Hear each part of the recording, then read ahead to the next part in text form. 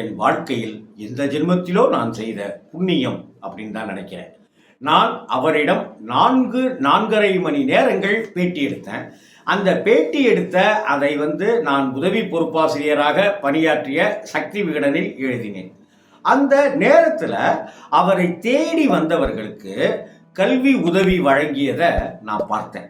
அதே போல் ஏதோ ஒரு கிராமத்தில் ஏதோ ஒரு பிரச்சனையில் அங்கே சாப்பாட்டுக்கே கஷ்டப்பட்டுட்டு இருக்கிறாங்க அப்படின்னு தெரிந்த உடனே, ஐயா ஒரு 5 நிமிஷம் அமைதியாக இருக்கலாமா, நான் வந்துட்டுமா, கொஞ்சம் எனக்கு டைம் கொடுக்குறீங்களா அப்படின்னு என்கிட்ட கேட்ட அந்த பணிவு இருக்குல்ல, என்கிட்ட அப்படிலாம் சொல்ல தேவையில்லை, இதை வந்துடுறேங்க அப்படின்னு சொல்லிட்டு கூட போகலாம். ஆனால் ஒரு 5 நிமிடம் டைம் தரீங்களா அப்படின்னு கேட்டுட்டு போனார்.